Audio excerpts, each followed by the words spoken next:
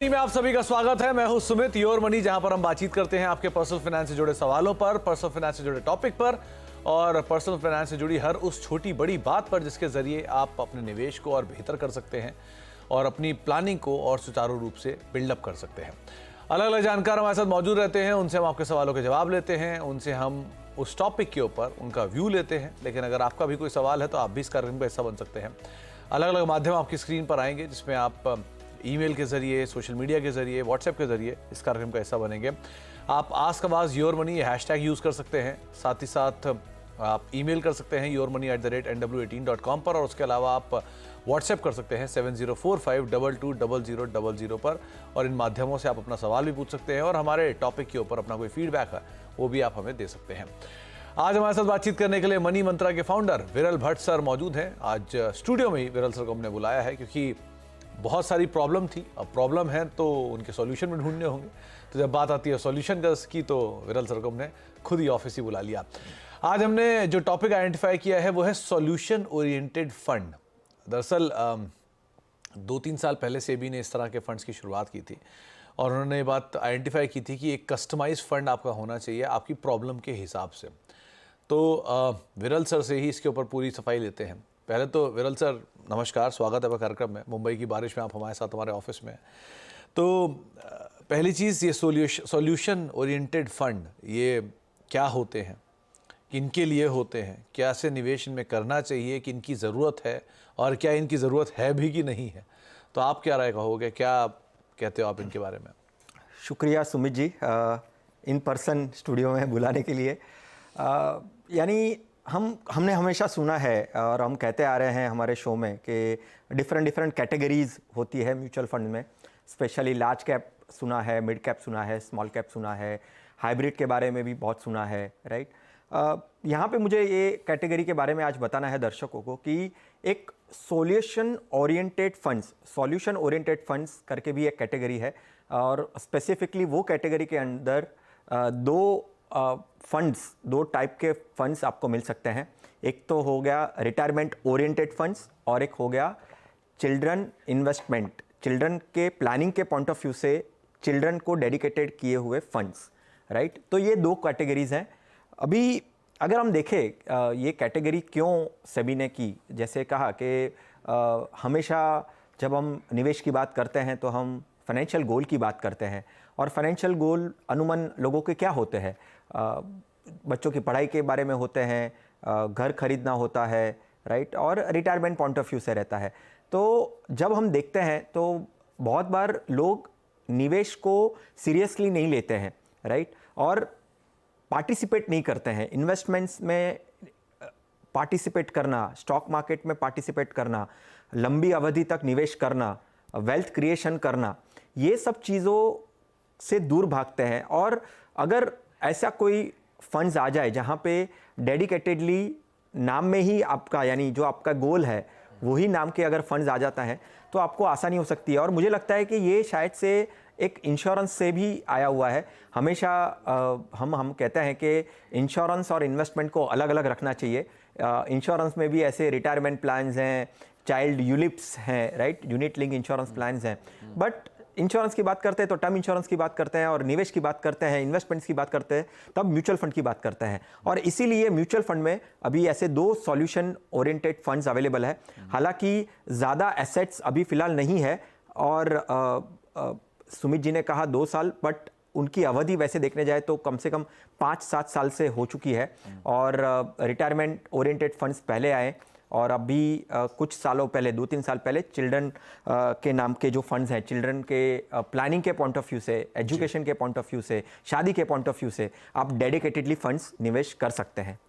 तो देखो विरल सर, 2 ही सबसे बड़ी चीज़ होती हैं जब एक आदमी जब अपना जॉब करता है या कोई भी जब प्लानिंग करने जा रहा होता है इंडिविजुअल, वो उसके सामने 2 सबसे बड़े गोल होते हैं। पहला अपना रिटायरमेंट, दूसरे बच्चों की प्लानिंग। ये सबसे ज़्यादा सवाल हमें आते हैं आमतौर पर। तो इन दोनों को ही इस फंड में रखा गया है। तो ये दोनों की ज़रूरत अगर इसी के ही थ्रू चले, या इसको भी शामिल करें, या इसके अलावा भी अच्छे ऑप्शन हैं, तो कैसे इन तीनों का आप ब्लेंड बना कर रखोगे? देखिए सुमित जी, ये जो फंड है, सॉल्यूशन ओरिएंटेड फंड्स है ना, वो बेसिकली फ्लेक्सी कैप कैटेगरी के फंड्स हैं, राइट। और हमेशा हम हमारे पोर्टफोलियो में फ्लेक्सी कैप कैटेगरी को ऐड करने के लिए कहते ही है। अभी जो लोग निवेश को शुरू नहीं करते हैं, सीरियसली नहीं लेते हैं, इनिशिएट नहीं करते हैं, फर्स्ट स्टेप नहीं लेते हैं, वैसे लोगों के लिए मुझे लगता है कि ऐसे फंड्स देना काफ़ी सही रहेगा। क्योंकि देखो, हमेशा गोल तो रहता ही है कि भाई मुझे रिटायरमेंट के वक्त अच्छा खासा कॉर्पस चाहिए, मेरे बच्चों के शादी के लिए मुझे अच्छा खासा कॉर्पस लगेगा, मुझे उनके एजुकेशन के लिए काफ़ी अच्छा खासा कॉर्पस लगेगा। तो उनके नाम से दिए हुए फंड को शामिल करना, और जो भी वो भी है फ्लेक्सी कैप कैटेगरी के, तो मुझे नहीं लगता है कि उसमें कोई हेजिटेशन होना चाहिए। डेफिनेटली आप आपके पोर्टफोलियो में ऐड कर सकते हैं। उसका फ़ायदा क्या है, अगर आप देखेंगे ना, तो रिटायरमेंट की बात करें, रिटायरमेंट ओरिएंटेड जो फंड है वो एक फ्लेक्सी कैप कैटेगरी के फंड्स हैं, और उसमें आपको वेरिएंट्स मिलते हैं, डिफरेंट वेरिएंट्स।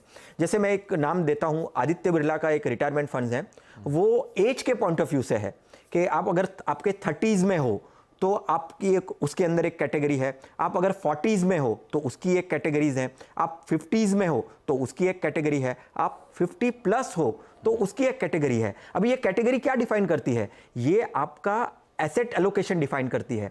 आप 30s में हो तो इक्विटी का एक्सपोजर ज़्यादा रहेगा, डेट का कम रहेगा। आप 40s में हो तो इक्विटी का एक्सपोजर रहेगा, डेट का रहेगा ही, राइट। परसेंटेज वाइज चेंजेस होंगे। जैसे जैसे आप रिटायरमेंट के नियरर आओगे तभी आपका डेट का पोर्शन ज़्यादा हो जाएगा और इक्विटी का कम हो जाएगा। बहुत बार हम कंफ्यूज हो जाते हैं कि कैसे एसेट एलोकेशन करना है, कैसे डिवाइड करना है। तो ये काम आपका ऐसे retirement oriented funds, Aditya Birla के अलावा जो बाकी भी फंड्स हैं उसके अंदर ऑटोमेटिकली अगर हम देखें तो आपका एलोकेशन वो आपका फंड हाउस, आपका फंड मैनेजर कर देगा। और बेसिकली 3 कैटेगरी है, एक एग्रेसिव कैटेगरी है, एक मॉडरेट कैटेगरी है और एक कंजर्वेटिव कैटेगरी है। तो आपको चिंता नहीं करना है कि आपका रिटायरमेंट फंड आपका अगर आप बना रहे हो और ऐसे म्यूचुअल फंड्स में डाल दो तो आपका काम हो जाएगा। Over and above 5-6 funds retirement के हैं, उसमें से 2 फंड ऐसे भी है जहां पे आपको ईएलएसएस, जैसे आप ईएलएसएस फंड्स में निवेश करते हो एटीसी के लिए, वहां पे ऐसे फंड्स में डालकर आप एटीसी का भी बेनिफिट ले सकते हो। आप लमसम भी कर सकते हो, आप एसआईपी भी कर सकते हो जी। और 5 साल तक क्लोज एंडेड फंड रहते हैं, राइट, और रिटायरमेंट एज तक चलते हैं। सिमिलरली चिल्ड्रन के फंड्स की बात करें तो वो भी एक 18 साल तक, जब तक आप माइनर हो, आपका बच्चा माइनर है तो 18 साल तक का उसका लॉक इन है। फ्लेक्सिबल लॉक इन भी मिलता है। जैसे अभी हम सुकन्या समृद्धि देखें, बच्चों के पॉइंट ऑफ व्यू से, गर्ल चाइल्ड के पॉइंट ऑफ व्यू से हम निवेश करते हैं, 18 साल तक लॉक इन है, राइट, बीच में से हम नहीं निकाल सकते। बट इसमें काफी अच्छी फ्लेक्सिबिलिटी है। इक्विटी और डेट का कॉम्बिनेशन आप लगा सकते हो, आपका एसेट एलोकेशन आप खुद डिसाइड कर सकते हो, एसआईपी भी कर सकते हो, लमसम भी कर सकते हो। पर 5 साल का मिनिमम लॉक इन है और उसके बाद आपकी फ्लेक्सिबिलिटी शुरू होगी। और म्यूचुअल फंड का तो पास्ट परफॉर्मेंस डेफिनेटली गारंटीड नहीं होता है फ्यूचर के लिए, कि हम बता नहीं सकते कि कितना रिटर्न आ सकता है। बट अगर हम पास्ट परफॉर्मेंस देखें तो काफी अच्छी तरीके से ऐसे फंड्स ने परफॉर्म किया हुआ है। तो कुछ टैक्स इंप्लीकेशन का अंतर भी होता है दोनों में? टैक्स इंप्लीकेशन तो अंतर ऐसा कुछ है नहीं। आप जनरली फंड हाउस कोशिश करता है कि इक्विटी टैक्सेशन ही हो, क्योंकि आपका जो 65% का जो इक्विटी का एलोकेशन है वो कहीं ना कहीं वो मैनेज करने की कोशिश करता है। हाँ, अगर आप डेट ओरिएंटेड 65% डेट ओरिएंटेड चले गए आपके फंड में, मोस्टली कंजर्वेटिव में शायद से वो चीज़ हो सकती है, तो तभी आपका डेट टैक्सेशन हो जाएगा। बट अगर आप इक्विटी में हो, यानी आप एग्रेसिव और मॉडरेट में हो, तो डेफिनेटली आपका इक्विटी टैक्सेशन से काम हो जाएगा। तो टैक्सेशन। अच्छा, एक और चीज़ विरल सर, क्योंकि इस सिनेरियो में जब आपके पास ऑप्शंस बहुत सारे हैं, आपके पास इक्विटी बेस्ड फंड्स हैं, लार्ज कैप मिड कैप के फंड्स हैं, सेक्टोरल फंड्स आ रहे हैं, एनएफओज आ रहे हैं, डेट फंड्स तो चलिए अभी कोई पूछ नहीं रहा लेकिन वो भी हैं। सो इस तरह की सिचुएशन में ये दोनों फंड या ये दोनों तरह का कस्टमाइज सोल्यूशन होना क्यों ज़रूरी है? देखिए, बहुत बार वही होता है कि जब मैं प्लानिंग करने बैठता हूँ तब मुझे लगता है कि यार इतने सारे फंड्स हैं, इतने सारे फंड हाउसेस हैं, तो कौन से फंड्स में जाना, फ्लेक्सी कैप में जाना, मल्टी कैप में जाना, लार्ज एंड मिड कैप में जाना या स्मॉल कैप में रहना। देखिए, ये सब चीज़ों की जो चिंता है, यानी जो आप शुरू में बोल रहे थे कि बहुत सारे प्रॉब्लम्स है, तो ये प्रॉब्लम का जो सॉल्यूशन है, ये सॉल्यूशन ऐसा है कि भाई एक डेडिकेटेड कैटेगरी है, आपको रिटायरमेंट के लिए आप फोकस हो, राइट, आपको लग रहा है कि शायद से एनपीएस इतना अट्रैक्टिव नहीं है, राइट, मुझे म्यूचुअल फंड्स के साथ स्ट्रिक रहना है, बट मुझे रिटायरमेंट पॉइंट ऑफ व्यू से डालना है, तो आप ज़्यादा दिमाग मत लगाइए, रिटायरमेंट ओरिएंटेड फंड्स है उस पर डाल दीजिए। आपको बच्चों के पॉइंट ऑफ व्यू से देना है, सी ऐसे भी है, मैंने मेरे कैरियर में देखे हैं, मैं जो क्लाइंट्स को मिलता हूं कि बच्चों के नाम से डेडिकेटेडली बच्चों के फंड के बारे में वो सोचते हैं और इन्वेस्ट करना है, तो उसके लिए भी म्यूचुअल फंड में एक ऑप्शन है कि जहाँ पे आप चिल्ड्रन प्लानिंग फंड्स जो है, चिल्ड्रन को गिफ्ट भी देना है आपको, तो वो ओरिएंटेड से भी आप निवेश कर सकते हैं, राइट। तो फ्लेक्सिबिलिटी काफ़ी अच्छी है और डेडिकेटेड है, तो कन्फ्यूजन नहीं रहेगा और आप डेडिकेटेडली वो पर्टिकुलर कैटेगरी में निवेश कर सकते हैं। तो शायद इस कैटेगरी में आप इसलिए निवेश करना ज़रूरी है, ये बात करना इसलिए भी ज़रूरी है कि इस सिचुएशन में अगर आप प्लानिंग की शुरुआत कर रहे हैं तो आप कैसे निवेश कर सकते हैं, किस तरीके से, किस लिए इन फंड्स का इस्तेमाल कर सकते हैं। अब सवाल जवाब का सिलसिला शुरू करते हैं और बातचीत करते हैं हमारे पहले दर्शक से। हमारे साथ जितेंद्र सिंह मौजूद हैं बातचीत करने के लिए। सिंह साहब नमस्कार, क्या सवाल आपका पूछिए। हाँ नमस्कार सर। नमस्कार सिंह साहब। सर मेरी एज 46 इयर्स है। ओके। और अभी मेरी 1.5 लाख पर मंथ की सिप तो है। ओके। जिसको कि पहले मैंने 4 साल पहले से कर रहा हूँ सर, और बीच में कुछ मैंने लमसम पैसा भी डाला है। और मेरा ये क्वेश्चन था कि सर अभी मेरा 14 इयर्स बाद रिटायरमेंट है, ठीक है, तो 14 इयर्स के बाद मैं रिटायरमेंट के लिए एक 5 to 7 CR का कॉर्पस देख रहा हूँ। ठीक है। तो उसके बारे में तो मेरा पोर्टफोलियो को मैं चाहता हूँ कि आप रिव्यू कर दीजिए कि इसमें मेरे जो फंड हैं वो सिलेक्शन सही है या उसमें कोई चेंज की रिक्वायरमेंट है। ठीक है। और बस इसीलिए मैं थोड़ा सा आपका कई सालों से चैनल देख रहा था, और उसी के कारण अभी मैं अपने दोस्त से भी बात कर रहा था, उसको भी मैं एडवाइस कर रहा था कि अगर आपको इन्वेस्टमेंट करनी है तो CNBC आवाज़ देखा करो, और यहाँ पर बड़ी अच्छी जानकारी मिलती है। और मैं 2009 से जुड़ा हूँ, बीच में मेरे पास होम लोन था, वो भी मैंने थोड़ा सा रिडीम करके होम लोन को प्री पेमेंट कर दिया, और अभी मेरे जो बाकी लाइफ के टारगेट पूरे हो गए हैं। अभी मेरा जो मेन जो ऑब्जेक्टिव है वो मेरा रिटायरमेंट है। चलिए तो सिंह आपसे साहब, मैं राय चाहता था। मेरे बहुत बहुत शुक्रिया पहले तो हमें लगातार देखने के लिए, भरोसा रखने के लिए, सराहने के लिए बहुत बहुत शुक्रिया। और आपके फंड्स का जो चुनाव है वो भी अच्छा ही लग रहा है, ज़्यादातर सारे बैलेंस सा ही फंड है, क्योंकि कहीं भी एक्स्ट्रा कोई स्मॉल कैप और एक्स्ट्रा मिड कैप तो नहीं दिखाई पड़ रहा है। बाकी अभी विरल सर की राय भी इसके ऊपर हम लेंगे। विरल सर, 1.5 लाख रुपए की SIP है, 44 लाख का इनका एग्जिस्टिंग पोर्टफोलियो है, 5 से 7 करोड़ का कॉर्पस है जो अचीवेबल है, स्लाइटली स्टेप अप अगर करेंगे तो। फंड्स भी आपके सामने हैं, क्या करना चाहिए इन्हें? अपने पोर्टफोलियो को देख के आपको लग रहा है कहीं कुछ बदलाव की ज़रूरत है? देखिए सुमित जी, जितेंद्र जी के फंड्स काफ़ी सही है, डाइवर्सिफिकेशन भी काफ़ी सही है। सिर्फ एक है कि 2 स्मॉल कैप फंड्स लिए हैं उन्होंने, हालांकि उनका टाइम टेन्योर लंबा है तो कोई दिक्कत नहीं है।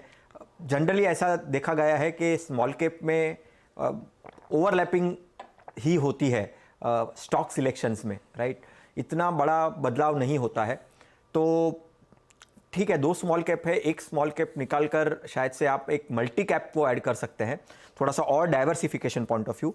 अगर नहीं करना है तो भी कोई दिक्कत नहीं है, और अगर करना है तो एक ITI का एक मल्टी कैप फंड है वो आप ऐड कर सकते हैं। अभी SIP के पॉइंट ऑफ व्यू से 1.5 लाख की SIP चल रही है जितेंद्र जी की, करंट वैल्यू ऑलरेडी 44 लैक्स है, राइट, और काफ़ी सूझबूझ से वो अपनी प्लानिंग कर रहे हैं। उन्होंने अपना लोन जो लायबिलिटीज़ हैं उसको ख़त्म कर दिया, राइट, तो उनका टारगेट और गोल काफ़ी सही है, पता है उनको कि उनको क्या करना है लाइफ में। अगर उनका टारगेट 7 करोड़ है तो आने वाले 14 सालों में वो अपनी ये 1.5 लाख की SIP और जो करंट वैल्यूएशन है उससे कम 8 करोड़ हासिल कर पाएंगे 12% अनुमान से। तो डेफिनेटली टारगेट काफ़ी अच्छी तरीके से अचीव कर जाएंगे, इनफैक्ट ओवर अचीव कर पाएंगे, राइट। तो डेफिनेटली बने रहे, और ये पोर्टफोलियो में अगर कुछ चेंजेस करना है तो स्मॉल कैप से मल्टी कैप में चेंज हो सकता है।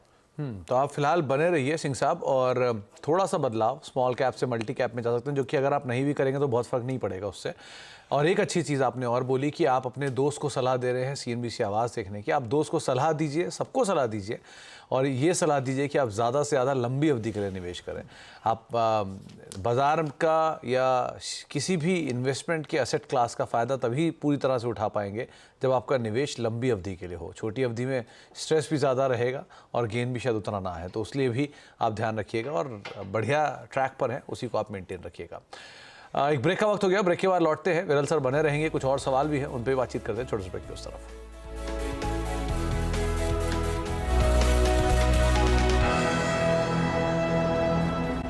और से जो आपके लिए कस्टमाइज फंड्स हैं उनको लेकर हमारी चर्चा हो रही है, और साथ साथ दर्शकों सवालों के जवाब भी ले रहे हैं। अब अगला सवाल जो आया है वो है स्नेहा जी का। एक सवाल है, सूरत से इन्होंने सवाल भेजा है। 37 साल उनकी उम्र है और मंथली निवेश करीब 4,500 रुपए की SIP है। पोर्टफोलियो जो कि 5.5 लाख पहुंच चुका है। 10 साल में कितना कॉर्पस इकट्ठा कर पाएंगी और क्या 10 साल के लिए इनका पोर्टफोलियो सही है, जो कि इन्होंने हमें भेजा हुआ है। इसमें मिरेई की large cap, mid cap, Tata का स्मॉल कैप, SBI का स्मॉल कैप फंड है और ये एक मुश्त निवेश भी इन्होंने किया हुआ है HDFC मैन्युफैक्चरिंग फंड में, जो कि NFO आया था, SBI एनर्जी फंड में, फ्रैंकलिन इंडिया के मल्टी कैप फंड में, ICICI प्रूडेंशियल के फंड में और कोटक स्पेशल फंड में, Motilal Oswal Nifty India defence fund में। सो क्या करना चाहिए सर, क्योंकि इन्होंने SIP भी काफ़ी कर रखी है और एक मुश्त निवेश भी है। ओवर डाइवर्सिफिकेशन आपको दिख रहा है कहीं?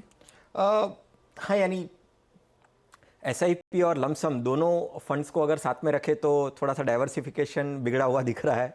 बट हाँ, उसको अगर अलग अलग रखे तो कोई इतनी दिक्कत नहीं है। हालांकि अगर हम देखें तो आपने जो लमसम निवेश किया है वो काफ़ी सेक्टोरियल और थीमेटिक फंड्स में किया हुआ है, तो वो समझना उनको ज़रूरी है कि सेक्टोरियल फंड्स एक हाई रिस्क और हाई कैटेगरी, यानी हाई रिस्क हाई रिटर्न वाली कैटेगरी वाले फंड्स होते हैं। तो उसमें रिटर्न्स डेफिनेटली ऐसा भी हो सकता है कि कुछ सालों तक वो पर्टिकुलर सेक्टर ना चले तो आपको रिटर्न्स नहीं दिखेंगे। बट अगर आपकी अवधि लंबी है और आपने 10 साल कहा है तो ideally 7-10 years is very much ideal for a sectoral kind of a fund, तो आप बने रह सकते हैं। ठीक है, अभी आपके गोल की बात करते हैं। अभी 10 सालों में अगर आप 12% अनुमान भी मैं लगाऊं तो आप 28 लाख के आसपास जुटा पाएंगे आपके SIP और लमसम दोनों को मिला के। तो कॉर्पस ज़्यादा नहीं बनता दिख रहा है यहाँ पे। अगर आपका टारगेट आपने एग्जैक्टली कितना है वो तो आपने बताया नहीं, हालांकि आपने ही पूछा है कि कितना कॉर्पस बन सकता है, तो करीबन 28-30 लाख के आसपास का कॉर्पस बनेगा आपका, ये आपके SIP और लमसम के फंड से। 28 से 30 लाख के आसपास का एक कॉर्पस यहाँ पे रेडी होता हुआ दिखाई पड़ सकता है अगर आप 10 साल के लिए निवेश करते हैं। आप थोड़ा स्टेप अप कर लेंगे तो ये नंबर और बेटर हो जाएगा। स्लाइड स्टेप अप आपके लिए बहुत बेनिफिशियल है, या फिर आप ड्यूरेशन बढ़ा लें तो। अच्छा, जाने से पहले आपकी तरफ से सर टॉप 4 फंड्स। देखिए, अभी बजट हो चुका है और वापस से शायद से लोग अपनी टैक्स प्लानिंग स्टार्ट करेंगे, तो मेरे लिए पहला फंड जो है वो एक कॉन्ट का टैक्स सेवर फंड है। काफ़ी अच्छा परफॉर्म किया हुआ है, तो ELSS कैटेगरी में tax saver point of view से कॉन्ट टैक्स सेवर को देख सकते हैं। फोकस्ड कैटेगरी, मार्केट वॉलेटाइल हो सकता है काफ़ी, एक सिलेक्टेड स्टॉक्स का पोर्टफोलियो लेकर अगर आपको करना है, आपकी अगर इच्छा है कि मैं डायरेक्ट स्टॉक्स में ना डालूं और कुछ एक सिलेक्टिव स्टॉक्स में डालूं, तो 20-30 स्टॉक्स का पोर्टफोलियो HDFC फोकस फंड आपको दे देगा। सेक्टोरियल पॉइंट ऑफ व्यू से भी काफ़ी डिफरेंट चीज़ें आ रही है बाहर। कुछ सेक्टर्स चलेंगे, कुछ सेक्टर्स नहीं चलेंगे, तो टाटा का बिजनेस साइकिल फंड और एक फ्लेक्सी कैप में एवरग्रीन फंड है, वो है पराग परिक। तो मेरे ये 4 फंड है, Quant tax saver, HDFC focus, Tata business cycle और पराग परिक का फ्लेक्सी कैप फंड। 4 फंड्स आपकी स्क्रीन पर हैं जिनको आप नए निवेश के तौर पर देख सकते हैं, अलग अलग आपकी ज़रूरतों के हिसाब से। बहुत बहुत शुक्रिया विरल सर, आज आप ऑफिस आए, हमारे साथ जुड़े, दर्शकों सवालों के जवाब दिए और इंटरेस्टिंग टॉपिक पर अपना व्यू पॉइंट दिया। तो फिलहाल अब योर मनी को ही समेटेंगे, एक ब्रेक का वक्त है, ब्रेक के उस पार भी खबरों का सिलसिला बना रहेगा। नमस्कार।